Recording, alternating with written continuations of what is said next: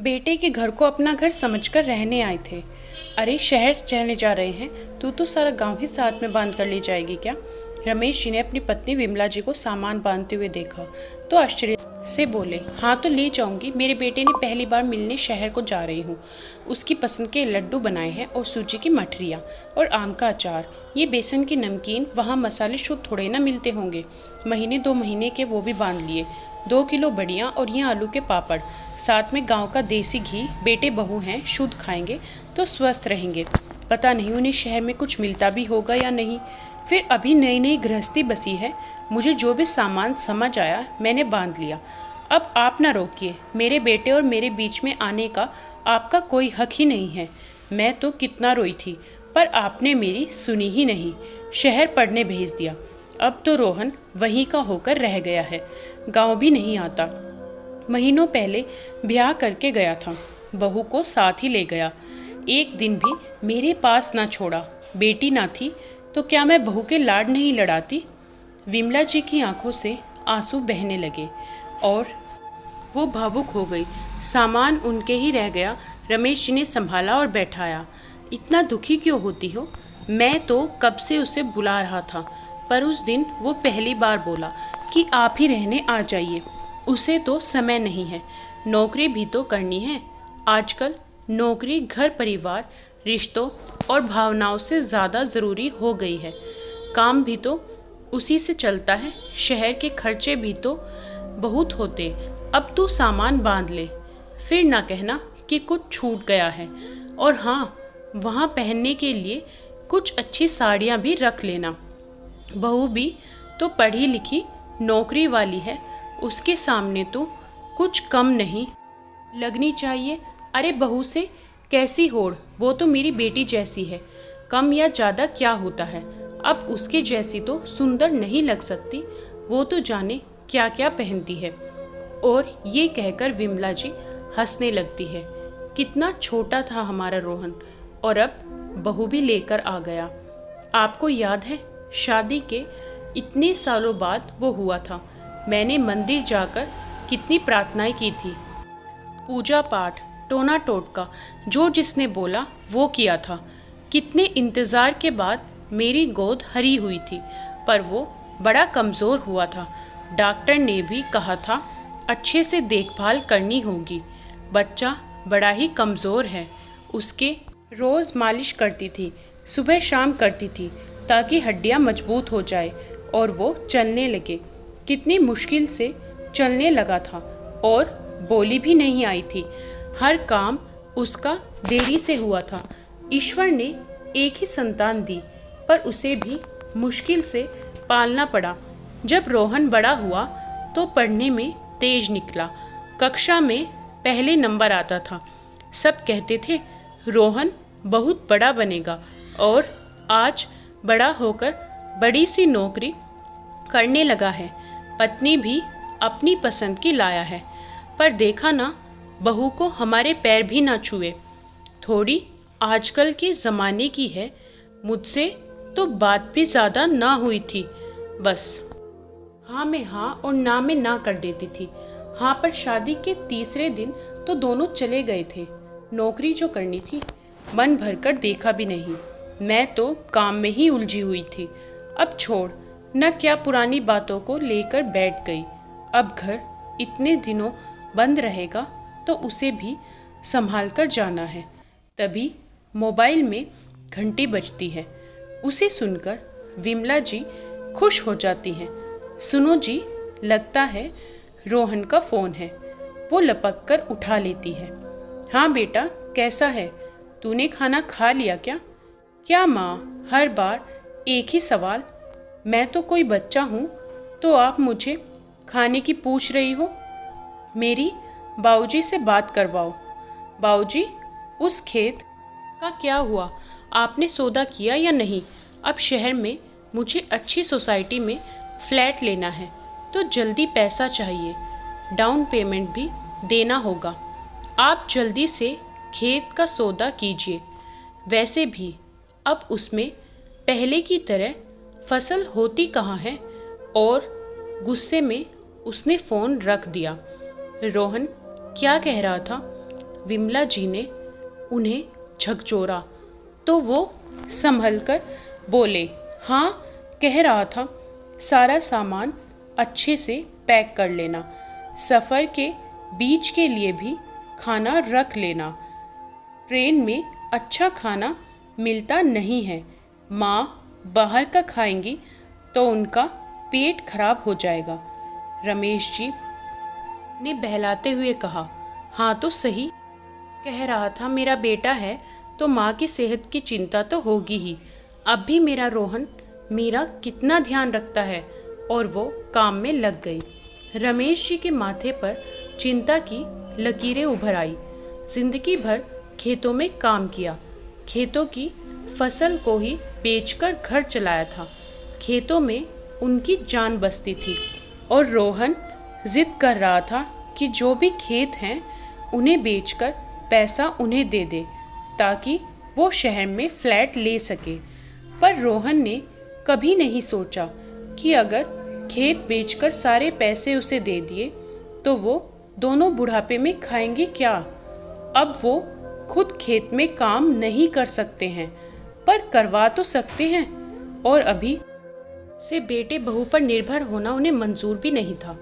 अब वो अपना जीवन अपने हिसाब से जीना चाहते थे। खेत बेच देंगे तो घर कैसे चलेगा। भले ही रोहन कमाता हो पर उसने आज तक अपने माँ बाबूजी पर एक भी पैसा खर्च नहीं किया था। शहर में रहने वाले मोटे खर्चों की दुहाई देकर दिल के कितने छोटे हो जाते हैं। अपने ही माता पिता पर खर्च करने से कतराते हैं, जिनकी वजह से आज वो अपने पैरों पर खड़े हुए हैं। जब विमला जी सो रही थी तो रमेश जी ने खेत के और घर के कागज़ निकाले और जल्दी सुबह ही अपने एक मित्र जो वकील थे उनके पास चले गए और सारी बात उन्हें बताई। वकील ने उन्हें सब कुछ समझाया, कुछ लिखा पढ़ी हुई और वो घर आ गए। सुबह सुबह कहाँ चले गए थे? मोहन के घर चाय पीने गया था। तुझे तो पता है उससे मिले बिना मैं कहीं बाहर नहीं जाता हूँ। अब 1 महीने के लिए जा रहे हैं तो घर खेत भी तो किसी को संभाल कर जाने पड़ेंगे। ऐसे कैसे सामान उठाया और चल दिए। अब जल्दी से तैयार हो जाओ, मैंने रास्ते भर का खाना बांध लिया है। आपकी वजह से देर हो गई तो फिर माफ़ ना करूँगी। विमला जी बनावटी गुस्से में बोली। अरे वो तो ठीक है, पर बहू के सामने मुझे हुक्म मत देना, ना ही डांटना, वरना वो भी मेरी इज्जत ना करेगी। ऐसे कैसे ना करेगी? जो मेरे पति की इज्जत ना करेगी उससे मेरा भी कोई वास्ता ना होगा, चाहे वो मेरी बहू हो या बेटा। मेरे लिए तो आप ही पहले रहोगे। विमला जी ने कहा, देखो अपनी बात पर कायम रहना, समय आने पर पलट मत जाना। रमेश जी ने गंभीर होते हुए कहा। उनके चेहरे के भाव पढ़कर विमला जी बोली, आप ऐसा क्यों कह रहे हैं? आपके और रोहन के बीच में कुछ हुआ है क्या? कुछ नहीं हुआ, मैं तो मजाक कर रहा था। अब ऐसी स्थिति का कुछ पता नहीं, इस ज़माने में कब किसके साथ क्या हो जाए। आपकी यही पहेलियाँ डरा देती हैं। कभी तो कहते हो मजाक कर रहा था, कभी गंभीर हो जाते हो। और विमला जी सामान बाहर रखने लगी। रमेश जी हाथ से सामान लेते हुए बोले, बेटे से मिलने की बड़ी खुशी हो रही है। इतना वजन उठाओगी तो इस बुढ़ापे में हड्डियाँ बोलने लगेगी। बूढ़े होंगे आप, मैं तो अभी भी जवान हूँ। मेरे बालों और रूप में कोई कमी नहीं आई है। और दोनों हंसने लगे। सभी पड़ोसियों को बताकर सबसे मिलकर दोनों गांव के स्टेशन से शहर की ट्रेन में चढ़ गए। लंबा सफ़र था। 20 घंटे की थकाने वाली यात्रा करके दोनों शहर के स्टेशन पर पहुंच गए। विमला जी की नज़रें बेटे को ढूंढ रही थी। रोहन लेने नहीं आया। मुझे तो लगा दोनों बेटे बहू स्टेशन पर मिलेंगे। आज तो रविवार है, उनको ऑफिस भी नहीं है। सामान एक तरफ रखकर रमेश जी ने विमला जी को बैठाया, फिर अपने बेटे को फ़ोन लगाया। रोहन बेटा, क्या बाबूजी संडे है, चैन से सो भी नहीं सकता क्या? आपकी बहू भी देर रात तक काम करती है, आपने तो उसकी भी नींद खराब कर दी। आपको तो नींद इस उम्र में आती नहीं, पर हमें तो आती है। कोई भी काम था तो देर से फ़ोन कर लेते। और बाबूजी, आपने खेत बेचे या नहीं? मुझे घर लेना है और इधर दलाल ने एक लगा रखी है। आपको तो हमारी ज़रा भी चिंता नहीं है। कब से कह रहे हैं खेत बेच दो तो मैं घर ले लूँगा। अब अपनी पत्नी को कब तक किराए के घर में रखूँगा?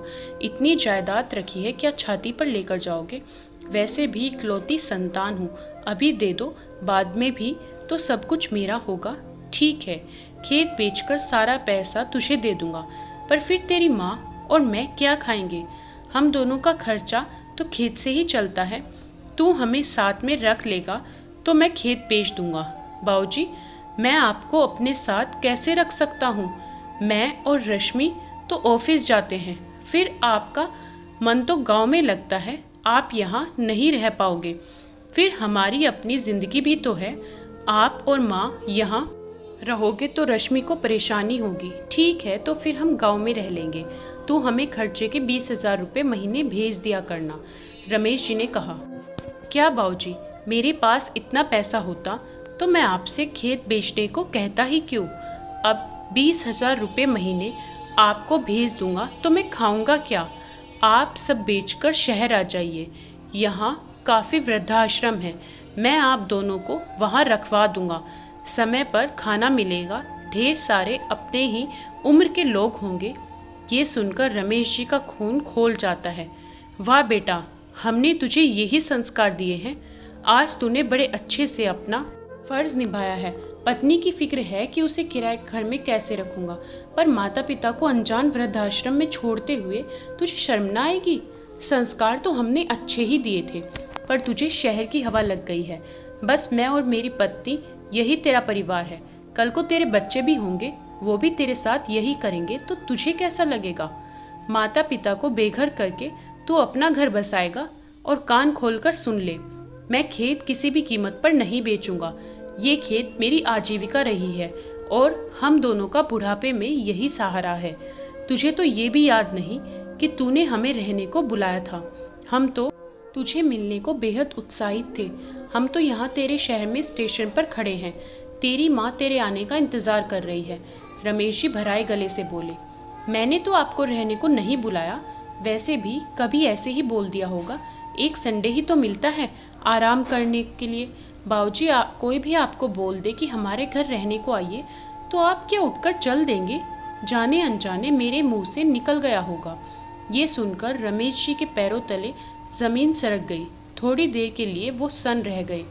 विमला जी ने फ़ोन हाथ में लिया तो रोहन बोल रहा था। बाबूजी, बिना बुलाए कहीं भी नहीं जाना। ये आप ऐसे कैसे मेरे यहाँ आ सकते हैं? मेरे और रश्मि के अपने कुछ प्लान हैं, फिर आपने बताया भी नहीं और आ गए। कम से कम एक बार फ़ोन करके बताना तो चाहिए। ये शहर आप किसानों का गांव नहीं है। रोहन, तो चुप कर। तू मेरे पति का इस तरह से अपमान नहीं कर सकता है। हम किसान हैं और खेती करके ही तुझे पाला है, पढ़ाया लिखाया है। अपने बेटे के घर आने के लिए भी बताना पड़ता है। ये तेरी शहर की संस्कृति होगी। हमारे गांव में तो आज भी अनजान मेहमान भगवान के समान ही होते हैं। फिर हम तो तेरे माता पिता हैं। तभी फ़ोन रमेश जी ने वापस ले लिया। अब तू सुन, तुझे खेत और घर में से एक फूटी कौड़ी तक न मिलेगी। तू अपनी पत्नी को कैसे रखेगा, ये तेरा मसला है। मैं आने से पहले ही सारे कागज़ तैयार करके लाया था। ये घर और खेत हम दोनों के नाम रहेंगे, और जब हम दोनों इस दुनिया में नहीं होंगे तो ये घर और खेत बेचकर जो धनराशि मिलेगी वो गांव के अनाथालय में चली जाएगी। ईश्वर ने इतनी प्रार्थनाओं के बाद तुझे दिया था। काश वो ईश्वर हमारी प्रार्थना नहीं सुनता तो हमें तेरे जैसा नालायक बेटा तो नहीं होता। हम तो तुझसे मिलने आए थे, तेरे साथ शहर रहने आए थे, पर तुझे तो सिर्फ खेत के पैसे लेने हैं। अपने माँ बाबूजी का प्यार और आशीर्वाद नहीं चाहिए। आज से तू हमारे लिए मर गया और हम तेरे लिए मर चुके हैं। कभी गांव आकर शक्ल दिखाने की ज़रूरत नहीं है। हम वापस गांव जा रहे हैं। ये तो तेरी माँ की ज़िद थी, इसलिए तुझसे मिलाने को चला आया, पर बहुत बड़ी गलती की। काश विमला ये सब नहीं देखती, एक भरम में जी लेती। हम तो बेटे का घर अपना घर समझकर रहने आए थे। रमेश जी और विमला जी ने सामान उठाया और स्टेशन से ही वापस गांव की ओर चल दिए। दोस्तों, माता पिता बच्चों के लिए सब कुछ करते हैं, पर वही बच्चे बड़े होकर उनकी भावनाओं और प्यार को समझ नहीं पाते हैं। शहर चले जाते हैं, गांव की संस्कृति, माता पिता के त्याग और प्यार को भुला देते हैं। दोस्तों, आपको ये कहानी कैसी लगी कमेंट करके बताएं। वीडियो को लाइक करें, शेयर करें, चैनल को सब्सक्राइब करें।